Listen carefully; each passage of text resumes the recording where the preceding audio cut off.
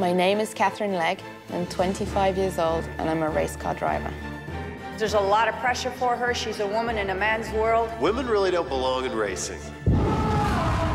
My entire life, I have dreamed of this moment, driving in the Champ Car World Series.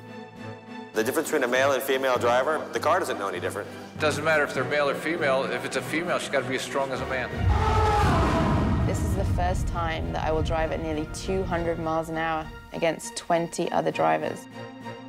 Well, it's not just racing, is it? Men think that ladies on the whole can't drive, let alone drive racing cars. Women drivers, they kind of got their heads in the clouds. Today is the day I find out if I have what it takes. Women have not had the physical strength to drive the car. The world may consider her a novelty, but she considers herself a race car driver. I'm going to be one of the world's fastest racing drivers. You don't think a woman can do that? Watch me.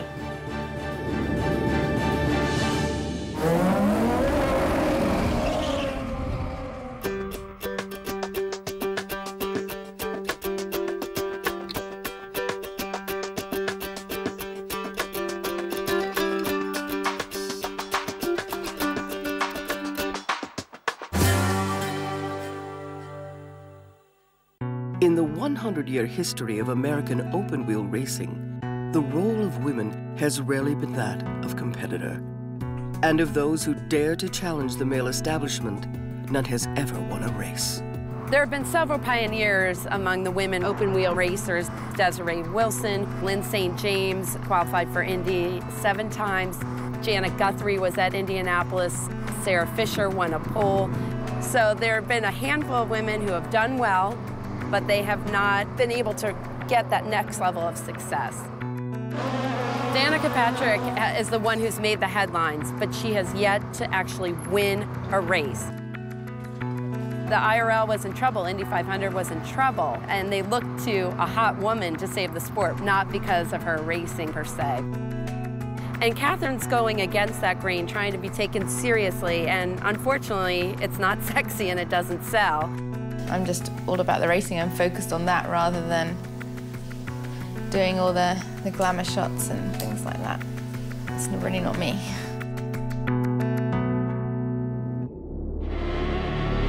While Danica Patrick and Katherine Legge are both open-wheel race car drivers, they race in different series. Danica for the Indy Racing League, or IRL, and Katherine for the Champ Car World Series. The Champ Car World Series is the only open-wheel circuit that races on streets, on airport runways, on ovals, you name it, they race it. It's a series that used to be called CART, which most people know with names like Bobby Rahal, Mario Andretti, Rick Mears, and they used to race at the Indy 500. In 1995, there was a split between CART and the IRL. It became Champ Car World Series. It's very difficult racing because there are no electronic aids. This is just pure man-to-man gladiatorial combat, or now, of course, with Katherine, woman-to-man gladiatorial combat. Champ cars run turbocharged engines with over 750 horsepower. They have a top speed of nearly 240 miles per hour, making them the fastest cars in competition. Driving Champ cars is one of the most exhilarating feelings a racing driver can experience, and one of the most dangerous.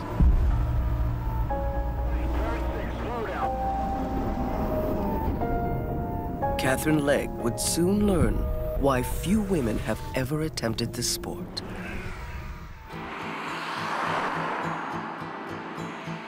Hazelmere, a small village outside of London in the English countryside. In 1988, Derek Legge takes his 8-year-old daughter along to watch him race go-karts on a small track built beside an old airfield. Katherine is captivated. First, I remember my dad racing around the track, and I used to pretend that I was his mechanic. She was a very, very active baby from the word go, crawling very early, then walking very early. So she's probably about 9 months old, actually, and she just loved this baby walker. And she was going around so fast that you couldn't keep an eye on her. She'd sit in the car and play with the steering wheel from an early age, and she'd be very interested in what all the bits did in the car, and she's just mad for speed and has been ever since. It's an adrenaline rush. You know, it makes your heart beat faster, it makes you shake.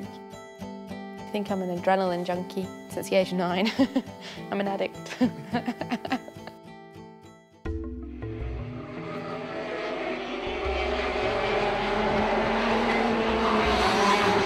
So this is where it began for me. This is where it begins for most race car drivers. Well, kart racing, of course, is the beginning of motorsport, and here at Blackbush, this is the beginning of all the food chain. And without Blackbush, there is no Indianapolis, there's no Monaco, there's no Le Mans, and this is where Catherine started her trade. We went over to Blackbush, he took me with him, obviously, because I was like Daddy's little girl, and I followed him on his coattails everywhere he went. I nagged and nagged and nagged until my dad bought me a car for my 9th birthday. I remember the first time I drove it, I was petrified. I remember rolling down this little hill. I mean, it's literally no gradient at all, and I would not accelerate down it. The weekends she'd be gone at sometimes 4 o'clock in the morning, and I wouldn't see her then until the following day at around 8 o'clock in the evening. It was my whole life, coming here every weekend, and the focus of your week was can't wait to get to Friday so my dad can pull me out of school so we can go kart racing. I remember winning here. Yes. First race when I dropped the flag because I couldn't carry it. Her very first win in cadets was at Blackbush, and I remember it clearly. It was a close race, particularly with one other driver, but she held him off all the way through and took the checkered flag. From that moment on, Catherine realised that she could win. And the winner, the only girl in the race, showing them all the way home, was number 12, Catherine Legg. I thought it was cool. When I was the only girl racing, I had this like biggie, like I'm the only girl. And I used to get all the attention and I loved it. She wants to prove to everybody that, you know, she can be as good as any man. She refuses to believe anything other than that. It's hard. You have to dedicate yourself to it. You have to grit your teeth and fight through the bad times. I mean, I've had to take her to hospital for accidents in karting where she'd sort of had an accident or somebody'd hit her, and to see your own child hurt isn't a nice thing. And you're thinking, what on earth am I doing here, letting my child do this? His whole focus was racing. Did my mum get the attention or the money or anything that she deserved? Probably not, you know, she's had to put up with a lot. My mum and dad even split up because I took my dad away karting all the time. I realised that that was why it happened, and so that caused a big rift in the family. You know, it's difficult.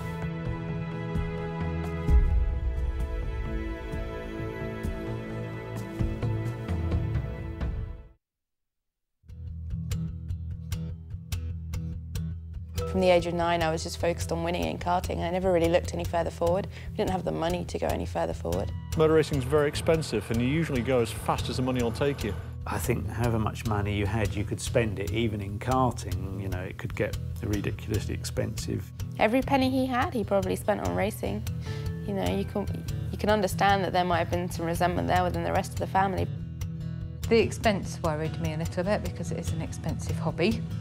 And we knew that if she did take it seriously, there would come a point where we wouldn't be able to fund it anymore. Sponsorship, the fuel for a driver's ambitions. Without it, racing careers are over before they even start. When she tried to make the jump to racing cars, she found it a lot more difficult in getting sponsors and trying to make that transition. There's this myth out there that a woman driver has an easier time getting sponsorship, and believe me, that is a myth. We bought 2 Formula Fords to give Catherine the chance to race in this country, and we hired the other car out to other drivers to help offset the cost for Catherine. But we soon learned after 4 or 5 races that, you know, that we were out of our depth. We ran out of money, we tried to get sponsorship. Catherine, you know, did everything she could to, you know, get people's attention. So Catherine couldn't race anymore, but in the 4 races that she did do, she put it on pole position. So she again showed everybody what she could do, beating some seriously quick people in the process. But even that didn't open doors to getting the sponsorship that was needed. I thought, I'm never going to get the money, nobody's ever going to take a chance on me. I've worked my butt off and it's not happening. What other options do I have? Well, the only thing you can do to earn a living when you're trying to be a race car driver is instructing. So I worked at Silverstone. I tried to save as much money as I could. You used to really hate working here, didn't you? I didn't hate it. You did. You used to. I liked some of the people. I had friends. Working at Silverstone, Catherine met another young instructor. They began dating, and he quickly became her biggest supporter. I was confident in Catherine's ability as a driver. I'd seen her drive. I sit next to people in racing cars for a living. I teach, and I was very, very impressed, and I knew that she could do it. But statistically, you stand almost no chance at all of becoming a professional racing driver. And Catherine, when she's emotionally tired and when she says, oh, I can't do it anymore, and she says it to me, clearly she can do it. She just needs to relax sometimes and sound off to somebody, but it's hard. And what was the unknown factor was not having the funding, not having the commercial sponsorships. Does it feel like I've got enough? Oh, doesn't feel like you got enough? You think? No, I think you got too much. Put your head forwards. I basically tried really, really, really hard for 4 years to try and get the money to race, try and get people to help me. Just, it was a big battle. You know, Rob and I would be up until 4 o'clock in the morning doing sponsorship proposals and PowerPoint this, and you give it every last thing you've got. So every last penny you've got makes no difference because emotionally you've spent so much more on it that you're just trying to make it happen. And we got like this close to landing the deal for me to do Formula 3. And I think that they were just at that stage where they were like, you know, we don't want to be the ones to take the chance because we could end up with egg on our face.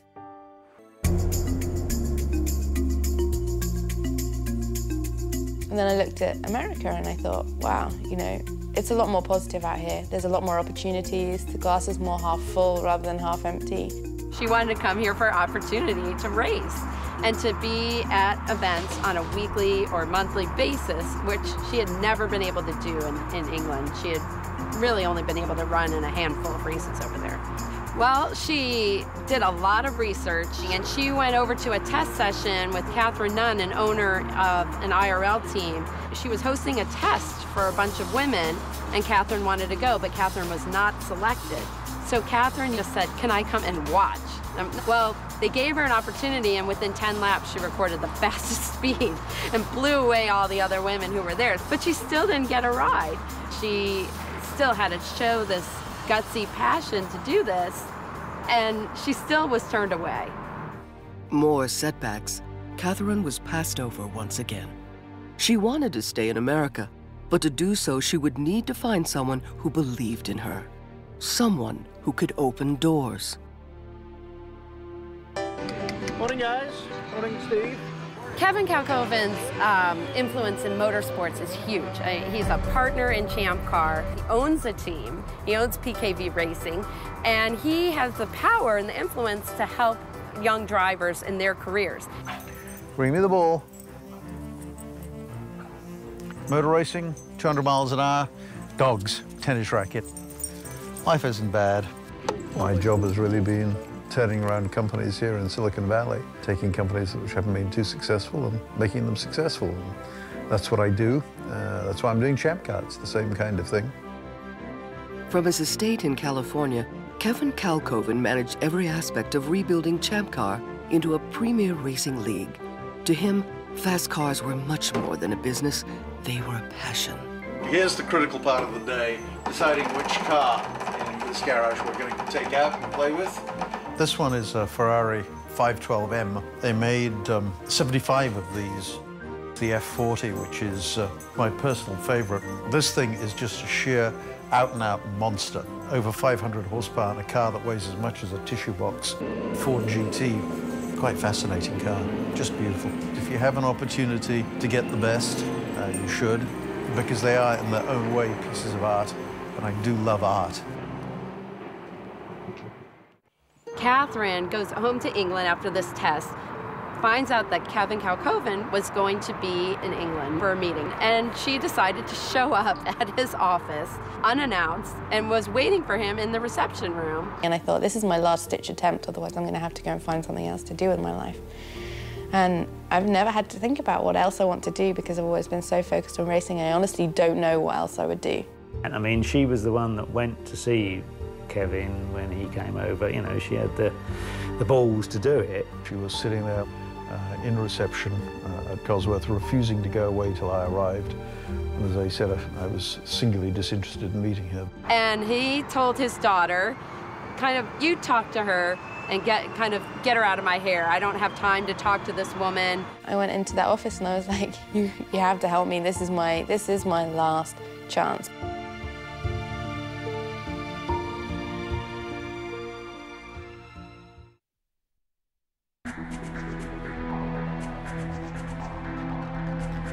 I'm a firm believer that you never give up, but there gets to a point. I mean, it's like beating your head against a brick wall, and that was where I was getting with it. I've never heard of a driver who just shows up unannounced and says, take me as a driver. You just don't do that. You set up an appointment, you send your resume. Luckily for her, my daughter was with me, and so often in these things I say, you know, Kirsty, would you mind just going and get rid of that person for me?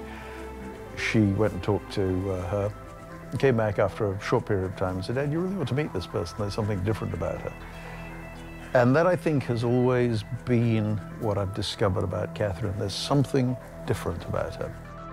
Kevin Kalkova handed me the resume and said, I really would like you to test her. Just test her and see what you think. When she went out and did that first test in Phoenix with Polestar, Jim and Pam Griffith, I mean, they thought, wow, you know, this girl's quick. 2005, Catherine captures a spot in the Atlantic Series. And as soon as we met her, you knew that she was there to drive. You know, she wanted to race. The Polestar deal was a 6-race deal in the Atlantic Series for Catherine, and so she was still going to have to prove herself. We're not going to give you a whole year, even in the minor leagues. The Atlantic Series is a training ground for the Champ Car Series. They're a little bit smaller, a little less horsepower, a little less money to run, but they run on the same tracks and the drivers learn what they need to learn for moving up to the big time. Catherine really lived with my wife and I. She left England and came to the U.S. and didn't know where she was going to live or what she was going to do, so it really fit pretty well for her to move in with us. It was a good thing, you know, because Catherine and I could talk racing 24 hours a day. It was good for her growth. You know, if she had a question about the car, if she had a question about how she fit in the car, we literally could just leave the house and go back to the shop and sit in the car or go look at data. And it gave her a home. Please may I try the raspberry sorbet? You know, she had moved away from home, moved away from England, and she was in this country that she hadn't lived in before. We got to see her dedication. We got to see how hard she worked out. So you think if I come off the brakes just a little bit softer? And that, for us, gave us a lot of confidence in what she was going to do. Before Catherine even arrived in the Atlantic Series, she had never even raced in more than 6 races in a year. Catherine's grit and perseverance stunned everyone when, for the first time in the Atlantic Series history, a woman would win.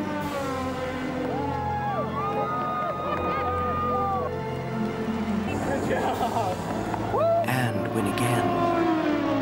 And again. Catherine would win a total of 3 races in the 2005 season, an unprecedented accomplishment for a rookie, let alone a female. She comes over, gets in these cars that she had never been in, and wins 3 races right off the bat. And she's the first woman to win an open wheel race in North America. So she has crossed a boundary that no other woman has done, and she's done it 3 times now. Winning in the Atlantics had put Catherine on the map, but would it be enough to earn her a move up the ladder to Champ Car? Way to go, girl. Way to go. You know, if you're going to go race with the big boys, then you have to be ready to do that. Champ Car is just a lot bigger than what Atlantic is. Atlantic's a good training ground, but it's a training ground. It's not the end-all. It's really just the beginning of what she has to learn. There was a lot of speculation that she would go to Champ Car at the end of the 2005 season, but she had to test. She still had to prove herself, even though she had done so well in the Atlantic Series. So she started driving anything she could, racing cars whenever she could. She actually got an amazing opportunity to go to Formula One and do a test in one of their cars. But with success comes added pressure. Catherine was now under the unforgiving spotlight of the media.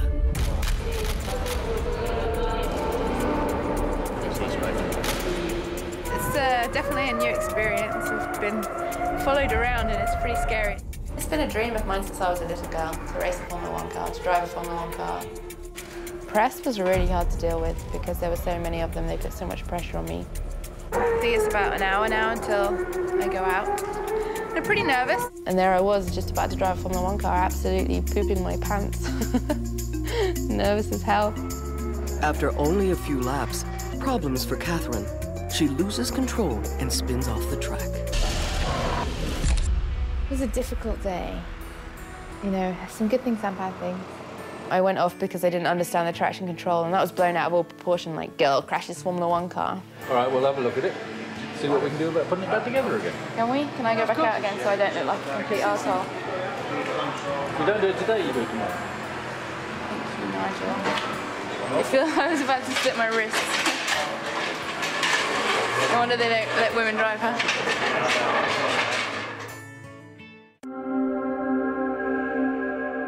They can do whatever they want from outside the garage, but it's really hard to focus when you've got... Every element of what Catherine does now is scrutinised. If you read something negative about yourself, it hurts. On the second day, I came back from it, and that took some mental strength and some kind of like pulling myself back from the brink there. And I got the second fastest time, you know, but nobody sees that. That's the really annoying thing about that Formula 1 test, is that everybody was there on the first day and everybody saw me do like 2 laps and then go off. And, you know, where were the press on the second day? Where were they when they were like, Catherine did a really good job? It just didn't happen like that, and that's really frustrating. December. Kevin Kalkoven's racing team, PKV, is testing potential young drivers to fill a single vacancy on the team. Catherine is added to the test.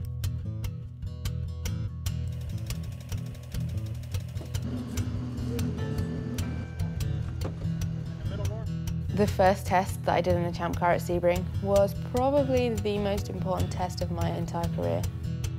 We have a long list of drivers that want to come to PKV that are fantastic young talents. And to be honest with you, we think she's capable of having a great future.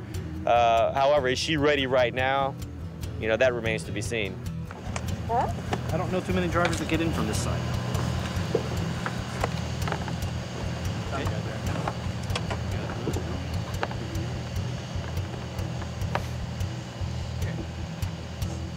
Is that all right? A little more. Okay. The startup procedure is the switch over here. When you want to shut off, it's just got to be in the middle position where it's at right now. When you want to fire up after it's rotated a few times, you just flick it up and it'll fire at some point. Up. Okay. Yep. Kevin said to me, if you do a good job in this test, then you'll be driving a Champ car.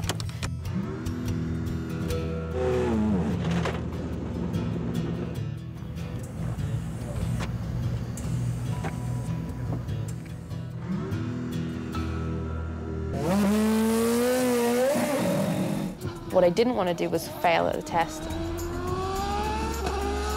I am so paranoid about failing, I think.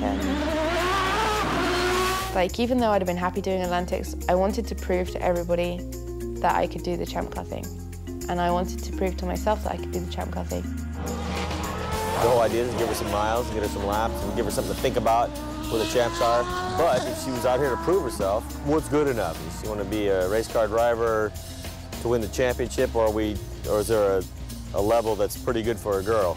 But yeah, maybe it's just the characteristics of these cars. The car's heavy, you know. Yeah, that's maybe what it is. I'm just not used to having all that weight.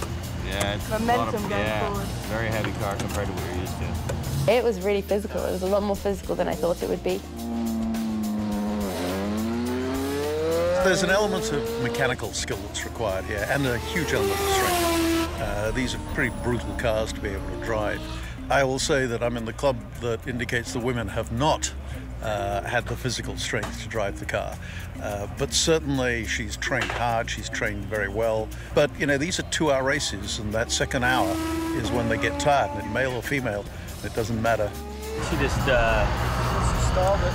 She just spun, I think. We won't put her in Champ Car unless we believe she'll be successful. And that in itself is going to be an interesting challenge because, of course, in 50 years of motorsport, there's really never been an intensely competitive lady driver. All those people there and everybody trying to evaluate you, and you know you're not ready, and I wasn't ready. I was like, I don't know if I can do this. I honestly don't know whether this is beyond me. I think she feels she should be a couple tenths faster. Last week, the guys were somewhere around a 51.5 to a 51.9 on the first day, so she's hoping to pick it up a little bit tomorrow. After her first day of testing, Catherine doesn't have the speed to beat the other drivers.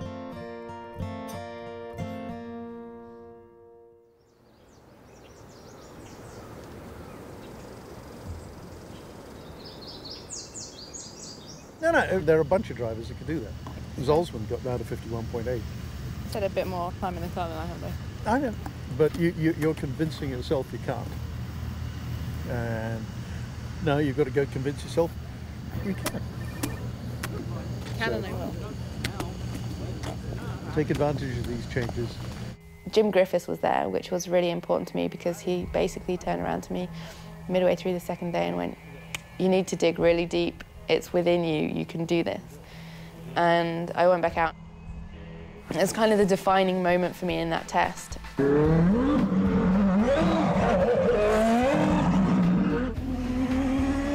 Day 2. Her times have improved, but the results are too close to call. Oh, it's so badly. So close.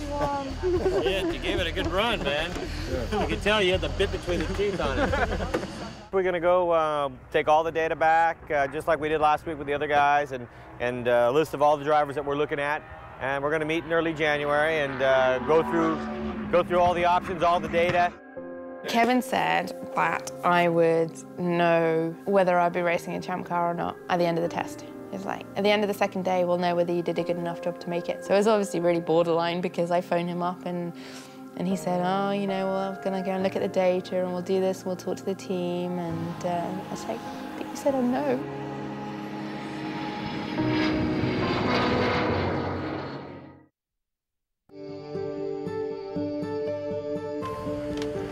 Thanks, dude.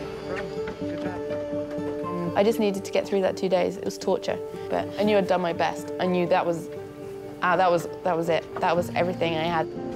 You know, it's not about one lap time. You know, there's a lot of things. It's feedback to the engineers. It's the long runs, the consistency, things like that. And some of it has to do with money as well. We're trying to raise money for sponsorship of the team, and so that's all going to play into our decision when we get together in early January. Kevin said to me, you'll know at the end of the day whether you got the drive or not. And they got to the end of the day and Kevin had to leave early and I phoned him up and I'm like, so what am I doing? He's like, I don't know. It's really hard to tell. It is?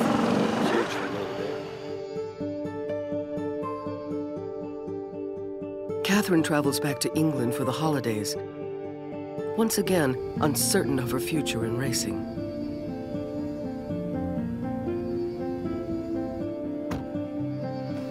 That was quite difficult going through those following weeks not knowing. I put all my energy into that test. I gave it everything I had and yeah, you get exhausted from doing that. It's nice to be home anyway. Nice to be back in the UK. You're almost there now, aren't you?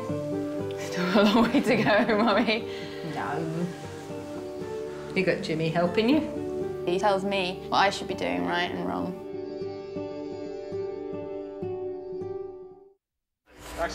You're driving, race driver. Okay. Late in January, Catherine gets the news she's been hoping for. The seat at PKV Racing will be hers. And I remember we were sat around the dinner table and Kevin said to me, by the way, you're probably going to race, you are going to race the Champ Car this year. I kind of like looked at him and he was like, yeah. I'm like, how can you wind me up like that? She showed Kevin that she had what it took. I mean, inside and outside. Could she have used another year in Atlantic? Yeah, I think so. But can she do a good job here? I think she can do a good job here. I'm happy for her. I just hope they take good care of her up there. She's got a very rare and unique opportunity. She's 23, 24.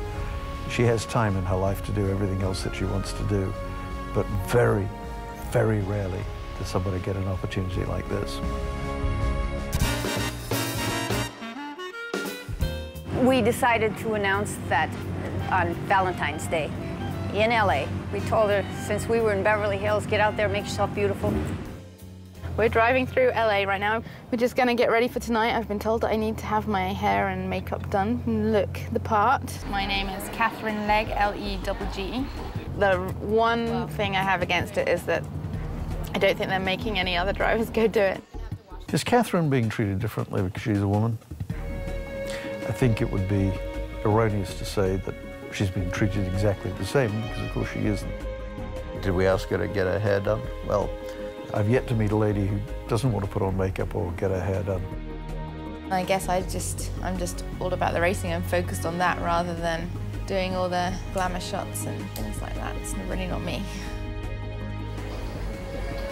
This is the killer. It doesn't hurt as bad as it looks. Maybe on some of these things I am just gonna have to accept it. They want it to be female and they want it to be glamorous to a certain extent, but they don't want to cross the professional racing driver line. The lines just get a bit cloudy every now and again. It's finding a balance, I guess, between not wanting to be seen as a female race car driver, just want to be seen as a driver, and having to go along with the female stuff a little bit as well. At the end of the day, I just want some respect for what I'm trying to do here. Thanks very much. This is what she wants to do, and then people are saying, well, you got to change your hair, you got to do this, you got to wear black leather pants. And she's like, no one else tells anyone else to do that. In a second. Yeah, so far so good, you know? We're excited. Kevin wanted me in the Champ Car because I'm his protege.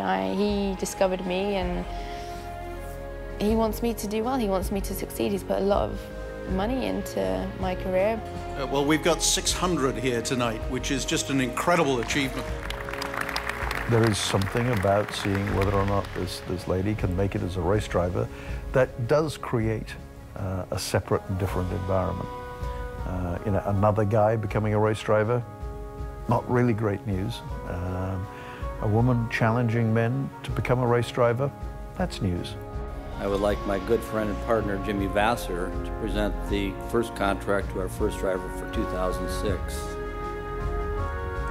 Happy Valentine's Day, girl. Thank you very much. I think press pressure is going to be enormous. The fan pressure is going to be enormous. I just hope that I can keep to doing what I have been doing, keep improving and finishing races, and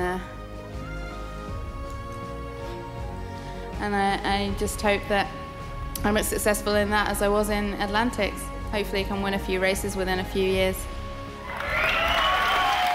But the one thing I know about Catherine, when somebody says, start your engines, her visor comes down, she is in a world of her own. She'll do well. After more than 10 years of struggling, Catherine had finally made Champ Car, but with only 8 weeks until her debut, the most important race of her life, time for training was running out.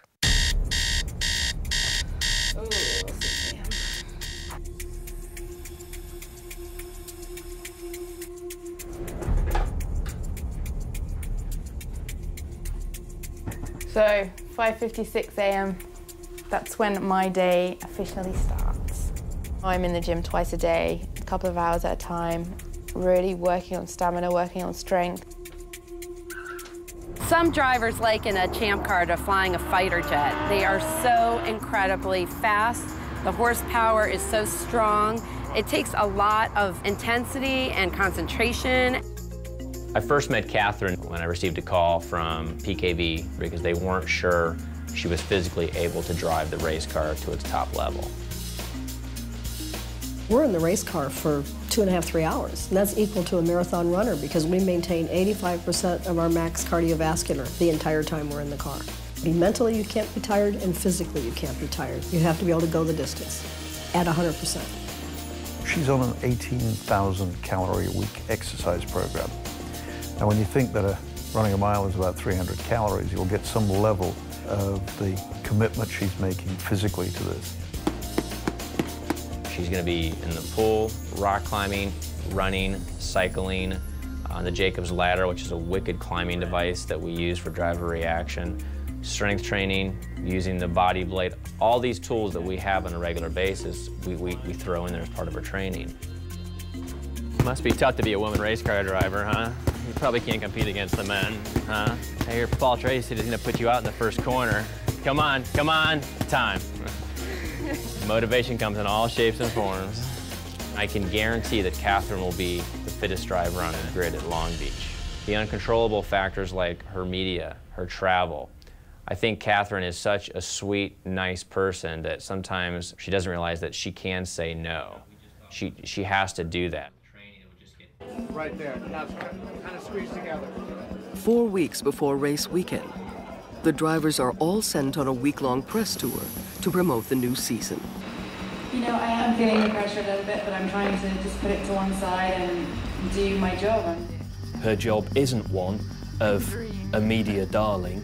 It is as a professional racing driver. There's a real buzz going around, and I'm not in a position to say no right now, as I keep being reminded, because part of the reason I am in this drive is because of the media attention I'm going to bring to the series. I'm so tired.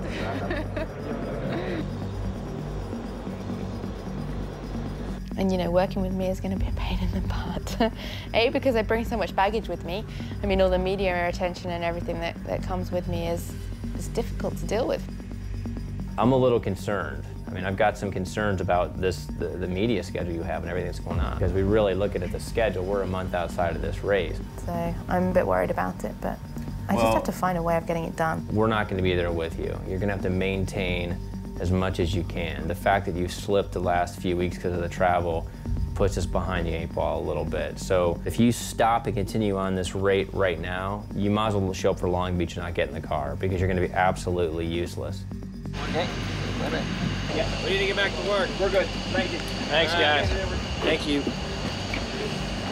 It's going to be some period of adjustment for the team. They've never had to deal with a woman before, and that in itself is going to be quite interesting to see how this bunch of headstrong males deals with that.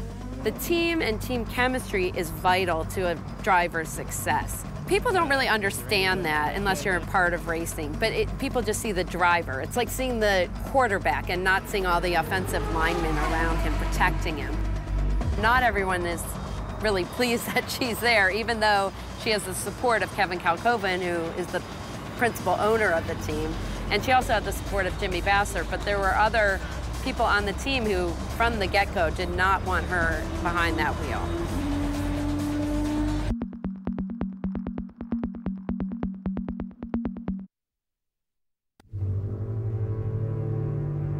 Good man. You need to get Matt. Oi.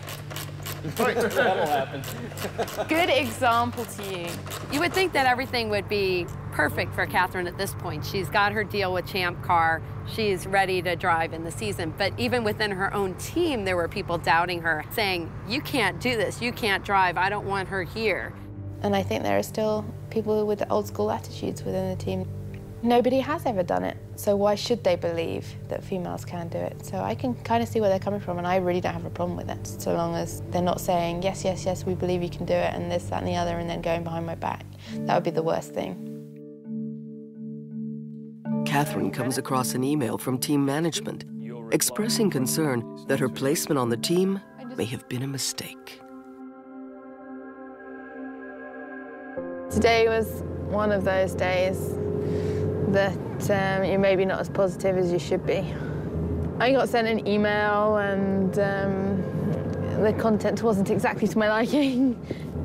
It had some really negative things in that were to do with me, and I feel the pressure right now. I feel like I want to scream as loud as I possibly can because I feel like I can't handle it all. There's so many people pulling me in different directions. All I want to do is focus on the racing.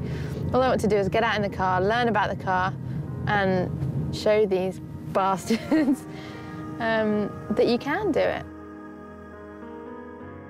You know, there's some things you just can't change. So the only thing she can do is go out there and do her best, prove that individual wrong, and get that individual on track and behind her. If you look back on the history of 100 years of motorsport, there have really never been a large number of ladies who've succeeded in it. And there are some people who say they can never succeed. This is not an easy sport to get into. That's going to be like the biggest challenge for Catherine, is to realize, you know, she is a rookie, and it's going to be very difficult to all of a sudden be thrown into this whole battle with all these guys who have been here a long time, know the tracks, know the cars. It's going to be a difficult process for her. If a guy goes out there and kind of screws up on the racetrack, it's just, you know, a guy that's not a very good race car driver. When a woman does it, all of a sudden it represents all women. I mean, women tend to have to represent our entire gender. I came around here, but I never saw what it was. I didn't know. And I just want her to, you know, find happiness, really. If she fails, she'll just be another woman who failed. And people will say, oh, other women haven't done it before, now here's Katherine Legge, she's not gonna win.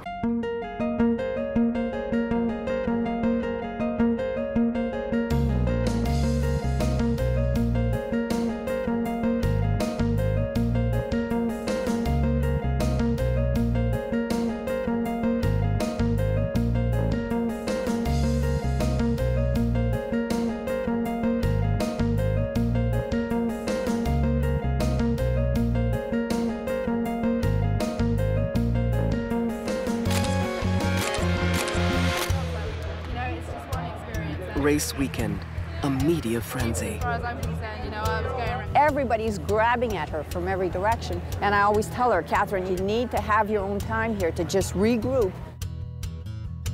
Emotionally, it's been a hell of a struggle. It's like you're standing there and you're talking to your engineers and there's cameras going off in your face everywhere. You're like, just give me 5 minutes to look sweaty and say that the car's doing this, you know? Catherine's first challenge will be qualifying. Timed laps that determined a driver's starting position. If I qualify 17th, everybody knows about it. If another rookie qualifies 17th, you know, it's not so well publicized.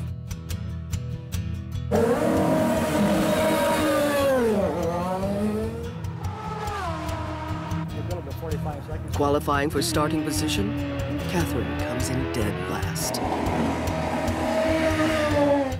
Big cut's running out of fuel. Find a safe haven and park it. Do not cross the red. Find a safe haven and park it. Again, the shot on your big screen is Catherine Legge, who is without power. I guess when you want something so badly, it's frustrating when you're the one who's in control of your destiny and making it happen, and you're not making it happen for yourself.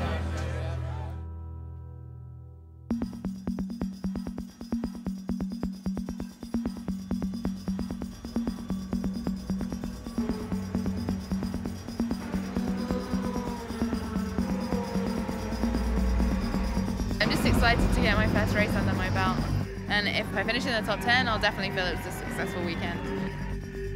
I think the worst thing that could happen to her here is not finishing, you know, for whatever reason. Before a crowd of nearly 200,000, the green flag drops. Catherine Legge begins her first Champ Car race.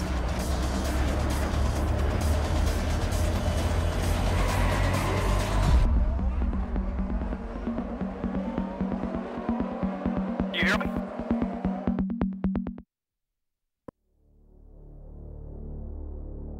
She's a damn good racing driver, and I, for one, support her in what she does because I know that she has that core ability. But, like I say, statistically, the chances of going from where she was 18 months ago to where she is today is almost impossible.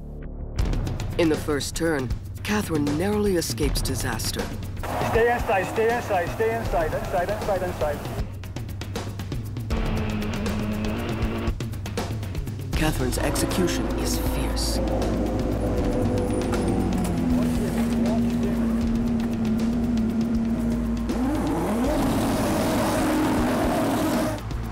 Connecting perfectly with her team, she fights her way from last place to 6th.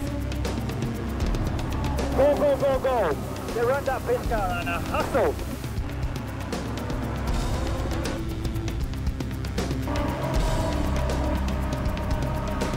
Then, catastrophe.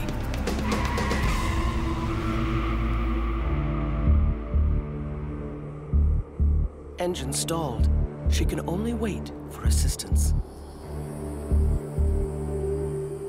Catherine is once again in last place. Her hopes for a top 10 finish now seem impossible. I was absolutely gutted.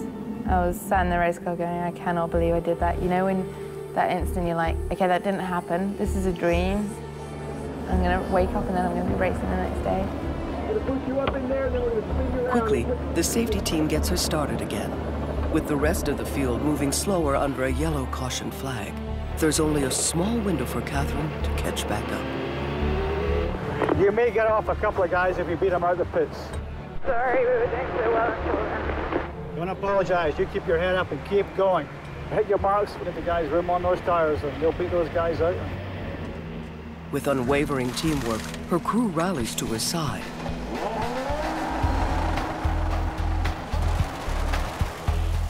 And Catherine battles her way back into the race. Let the pit car pick you up.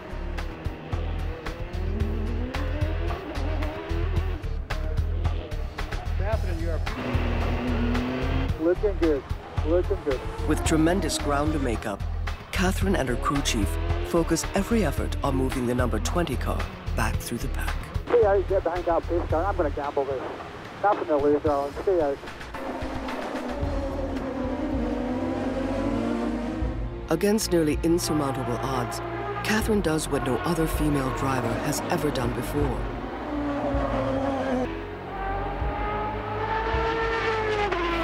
She's finished a Champ Car race in the top 10. The strongest finish in the series history. I'm pleased that we finished. 8's pretty good for your first race. The first top 10 finish by a woman in Champ Car history, and that's the best part of 90 years. To cry. To all those people who say that a woman isn't strong enough to be able to do this, today she just made her mark.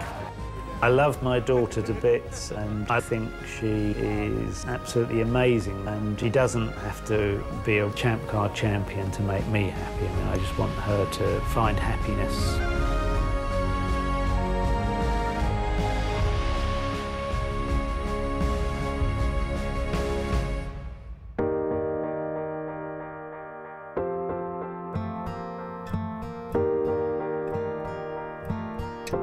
Hello, I'm Catherine. I'm a race car driver. Hi, Amy. I'm here. I'm proving that I can do it, and I'm out to win. And, you know, this is me. You can take me or leave me, but at least I'm being honest with everybody. How long have you been racing? Exactly a year today. A year today? Oh, so it's your anniversary. My name's Abigail Smith. I want to be a race car driver when I grow up.